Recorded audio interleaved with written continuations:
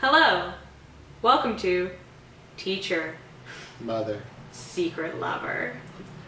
I'm Nolan. And I'm Vicky. We're going to talk about some TV shows. Oh, we're gonna talk about all the damn TV shows. So strap on your pantsuits because we're about to get wild up in here. Nothing says wild like a pantsuit.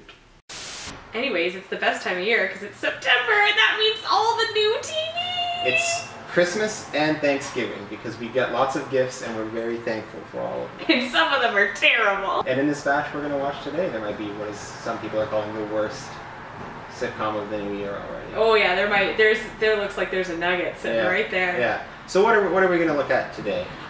Today we are going to look at the new show Sleepy Hollow. So I haven't done any I haven't watched trailers for most of these. I'm trying to go in as clean as possible. Mm-hmm. So all I've looked up is who's in it and who made it. So Sleepy Hollow, all of these shows we're watching today are Fox because Fox are the ones who are we're gonna jump the gun and get Fox got everything out. New Girl already came out. Yeah. Mindy already came out. Yeah. They're on it. So Sleepy Hollow is the creator, the writer is a guy who is new. I don't think he's written anything before, at least according to his IMDb profile. Ooh. The producer, his name is Alex. I wrote this down because I didn't even want to remember. Alex Kurtzman, who we will know mostly because he's the guy who used to do Xena and Hercules and my personal favorite, Jack of All Trades, back in the day. Oh my god, with Bruce Campbell? Yeah. Oh! And later on, he has found success with Hawaii Five-0 and Fringe. He was one of the co-creators of Fringe. Right. With JJ. Okay, so now he's moving on. So now he's doing Sleepy Hollow, and the biggest name attached to it in terms of producing is Len Wiseman, the guy from the Underworld movies. You mean the guy who stole Kate Beckinsale from Michael Sheen? The very same. Now, unlike Nolan, who knows names of people, I'm going into this completely blind and have no idea what's happening. And that's why I held up my DVD copy with Johnny Depp, because that's literally the only thing I know about it, is that there was once a movie. Our other show we'll be watching today is Brooklyn Nine-Nine with Andy Samberg. In terms of comedies, new comedies, this one's got to be near the top in terms of looking forward to it. I think the only thing is that it was pointed out James Franco's roast, where someone pointed out that he was doing a cop comedy, which was what happens when there's a murder or a rape. How do you make that funny? Because there's only so many funny crimes that can be covered. It's true, but apparently the idea behind this show, the character that Andy Samberg is playing, that he's actually quite a brilliant detective. He's just also a total goofball who causes a lot of grief for his lieutenant or whatever. Oh, so it's in a vein of I don't know, Remington Steele, where it's I'm kind of goofy and a bit of a... It seems I guess the idea is that they're not going broad like they were like a Reno 911 or a Super Troopers or something. It's more, I think it's a little bit more playing the cop part of it straight. He's just, his character is a bit of a goof. Okay, well we'll have to see how that one goes. On the polar opposite of the comedy spectrum, Dads. We'll be watching Dads today, which is going to be a treat for the both of us. I don't actually remember if I know this about you. I am not a Seth MacFarlane fan. I am quite a Seth MacFarlane fan, but even I am not so blind to know that this was a extortion project where Fox was like, if you want to make anything that you like, you have to give us a new show. So he sat down, got drunk, wrote this, and gave it to Fox, and Fox, being Fox, went, great! Let's put it on the air. It does have Seth Green in it. I do like Seth Green. Also, my favorite Scientologist, Giovanni Ribisi. He's a Scientologist? He is a Scientologist. I was going to say, I don't know if I think he has a great name, and I think I would recognize him when I see him, but I can't, recall what I would have seen him in. You would have seen him in that movie with Juliette Lewis, where they're both people with special needs, and they fall in love, and it's called The Other Sister. Never saw. You will see him in Ted as the creepy dad. So anyways, what me and Nolan are going to be doing today is we are going to watch all these shows, and we're going to come back to you, and we will give you our honest opinions on them after just speculating on what they might be like. I have pretty good hopes for Sleepy Hollow. At least I'm interested in watching the pilot. What do you feel? I'm intrigued. I think it's going to be worth watching. I've heard it's actually gotten better reception than people would have expected. I'm a little surprised they're airing it now as opposed to saving it as a holdover for a Halloween show, but I don't know how they're going to deal with it, because I'm assuming they're going to go a little procedural with it. Ichabod Crane will be investigating some paranormal cases and stuff. I also have been slightly spoiled on a cameo appearance in this thing that I think you will be very excited by, so I'm excited to see your reaction to that. So what do you think? And what do you think? Are you excited for Dads or not so much? I think Dads is going to be the new Guys with Kids or the new Partners, which is a new multicam sitcom that will be canceled in about 6 episodes, and it will make you cringe. And yeah, that's my prediction. Yeah. And Brooklyn Nine-Nine, I love Andy Samberg, so... I'm excited for that one. I think that's one of my more anticipated shows that we're getting to watch right at the beginning, so that's good. Mm-hmm. Nice. Alright. Ready to watch? Yeah, ready to watch. Alright, we're gonna watch. We'll be back shortly. So, tell me about your feels. I'm going to try to convey all of my feels in a face.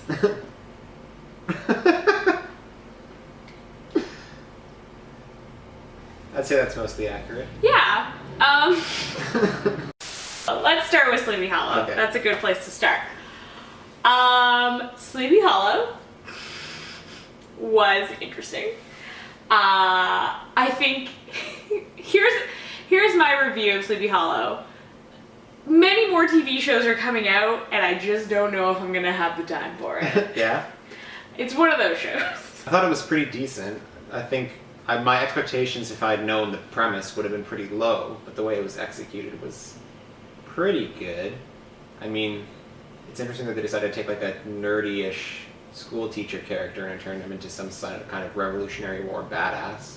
Right? But he taught at Oxford, so he still is. Yeah, but at heart a school they kept teacher. him like a teacher as like part of his backstory, but then like, I don't know. I don't think there was anything in like the performances that really drew me to it. I didn't think any of the actors really stood out. The one thing I do love is I love it when people are put in like completely out of their element, like when they're like into like a different time period, like Back to the Future 1, Back to the Future 2, even Back to the Future 3. And this show has that. I wish they play on it a bit more. They start with it and then they don't really take it anywhere. Eventually it just kind of accepts I'm in this new world and all these new things are going to happen to me, but they don't really play it for the comedy that much. Yeah.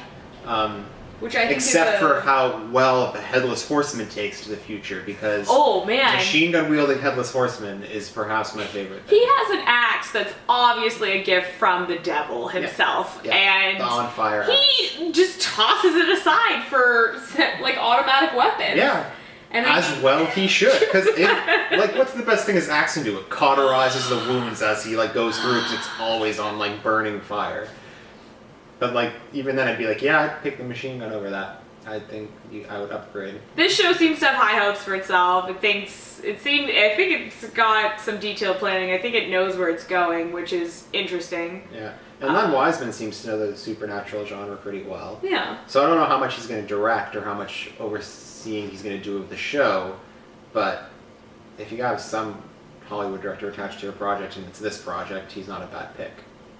You didn't say anything about your... Sleepy Hollow had John Cho in it, and I was so excited to see him. It was weird. It was like, what are you doing here? And then it didn't seem like he was going to be playing much of a role. I wonder if like he was playing more of a role in the beginning and like an earlier cut, and then they just cut a bunch of his early scenes. Because he's pretty much just like... He's like this background guy where you're just like, this is fucking John Cho. He's a background guy? What's going on here? And then like at the end of the episode, he just comes in full force being like just spilling secrets and like shit. And you're like, what? Like, you've barely been in this show. It was weird, but I love to see him. I love seeing him. Yeah, it's always a pleasure to see John Cho in anything. And I think is he in something, or I don't know what he's I don't know what he's up to. Anyway. On the face rating scale, I'd give Sleepy Hollow a... That's my rating. I would give it something close to that. Awesome. Yeah. I don't have a clever rating system, so we should get one. Yeah. Oh, it might be a good idea. Brooklyn Nine-Nine. I'd say that lived up to my expectations.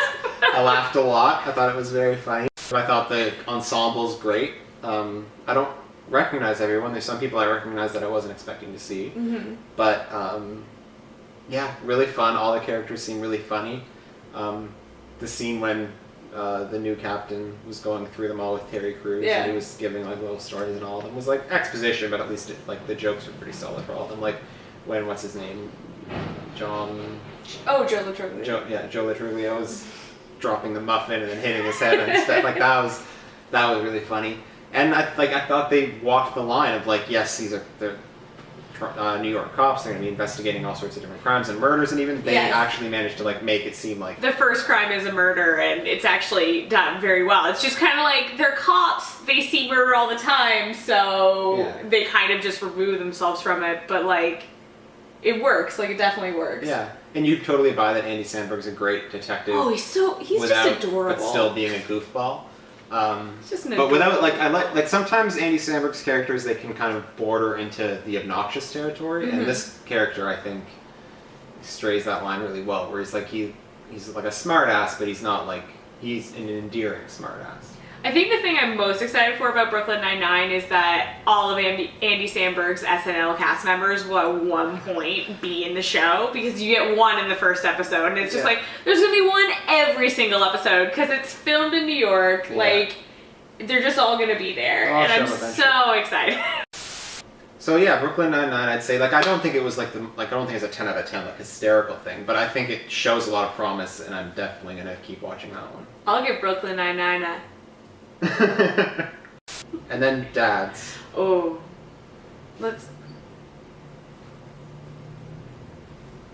dads. There were two things, relatively minor things that struck me about dads that immediately just kind of gave me a negative impression. The opening credits seemed long and not at all connected to what the show. It was pictures of dads of their sons. Yeah, but only sons. Happy dads and sons. But all the sons on the show hate their dads. Yeah. So it's weird. And it's like very bizarre, and like pulls out to this like it's almost like a Modern Family. She like pulls out to white and that uses that kind of thing. And then the other thing was in the opening titles at the bottom of the screen, where it's like saying all the cast and the producers and everything like that. The first letter it's of green, the name and the rest of the font is white. Is green. Why are you picking this out? I don't know. It's what I bothered because I didn't want to pay attention to what was happening because it wasn't interesting, and it just they seem like innocuous choices. Like, why make those choices? Why, Seth MacFarlane? Why? Why? I don't understand that. And then like as I said, like I tuned out of the show. Like I just wasn't feeling it at all. I think my biggest problem with the show is like it's the pilot's pretty like standard pilot. You have these two characters who are best friends, and they each have their own annoying father. Martin Mull lives with Giovanni Ribisi and like means well, but is like a huge screw up and racist. Really racist. I love Martin Mull. Clue the movie is just like in my top 10. Isn't he the principal in Sabrina? And he's the principal. He plays two roles in Sabrina actually. He dates Anne Hilda and Aunt Zelda. Good for him. I love Martin Mull, but like even in this, like it's beneath him, I feel. But and then Seth Green has his father, who I don't know who this actor is. He looks like Jeffrey Rush, but it's not Jeffrey Rush. And it's like the classic kind of like, oh, like I really hate my dad and he's coming to stay with me and I can't stand him, and then like in the end there's like a reconciliation.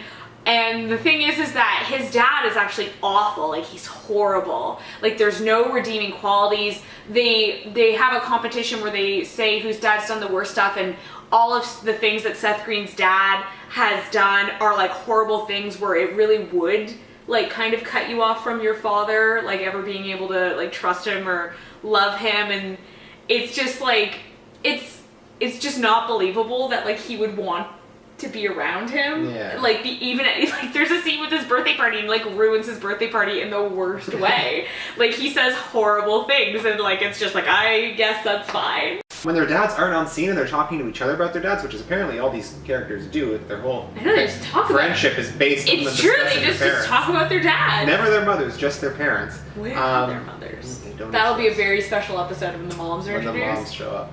But it's all they do, and they say like horrible things about their parents, and then like you see them interact, and you're just like, I don't understand. Like it's for a foundation of a show, it just seems pretty shaky. Yeah, and like it's just weird because if you hadn't, like if I didn't know going into that show that Seth MacFarlane or any of the Family Guy crew had been involved in it, besides the fact that Seth Green and Giovanni Ribisi are in it, who are both close with him, I would have no idea, no idea that it was made by the same people. Like the humor doesn't, it like it's just really far off. It's like I said, like I was like, it feels like they just like were forced to do it, so they did, and like this is what came out. It has no heart, no signature, like nothing that you would expect from them. Yeah.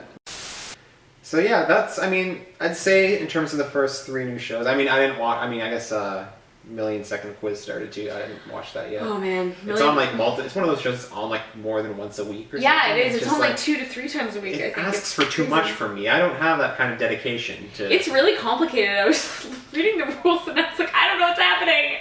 Like I got lost in it. It was so confusing. But in terms of scripted as a start, I mean, I'd say we're off to a good start. 2 pretty solid. I mean, Brooklyn Nine-Nine was my favorite. Sleepy Hollow, I don't really have anything negative to say. I'd say if you're into that kind of genre supernatural stuff, it'd be right up your alley. Mm-hmm. But Dads, I can't really, in good conscience, say that anybody should watch. Dads, even for like, even if you like, I mean, I laugh at some Family Guy stuff. It's not my favorite show. I don't watch it regularly, but there's some jokes that I laugh at, so I understand there's people who like that humor. Even like fans of Family Guy, I can't say, oh, but you'll like Dads. Like I just can't. No, you can't even recommend it. If you like, you couldn't like if you like Family Guy, American Dad, Cleveland Show, the movie Ted, then. No, you still won't like Dads. Yeah. just not good. You just on my face scale rating for it is. It's not a happy face. Not a happy face. That's what we watched this week. So next week there's a lot of other. Oh my god! Next week we've got so much to talk about. There's a lot of dramas next week. Yeah. I don't know. Oh, I barely know any of them. The Blacklist. Hostages. Yeah. Is Blacklist the one with James Spader? Yes, James Spader, and Hostages is Toni Collette and. Yeah. Dermot Mulroney, not Dylan McDermott. I like to mash those together. I thought it was Dylan McDermott. I thought it was Dermot Mulroney. I think it's Dylan McDermott. We're gonna have to wait and find out. We could just look it up, but I think it's funner if we wait and find out. Yeah. We got a lot of stuff to talk about next week. And there'll even be more old shows coming back. Because I think only this week it was just New Girl Mindy Project. I think that I only care about New Girl Mindy Project starting up again. Yeah. I think everything else I loved from last year got canceled. Well, New Girl was great. New Girl was great. That's all we had to say about that. New Girl was great. New Girl was great. It's the year of Winston, everybody. It's Winston's year. It's Winston's year. It's Winnie's turn. Love Winnie. Him and his puzzles. Okay. All right. Well. Episode 0.1. 0.1. Down the tubes. Yep. And hope you enjoyed, and we'll talk to you next week about some more shows. On Teacher, Mother, Secret Lover.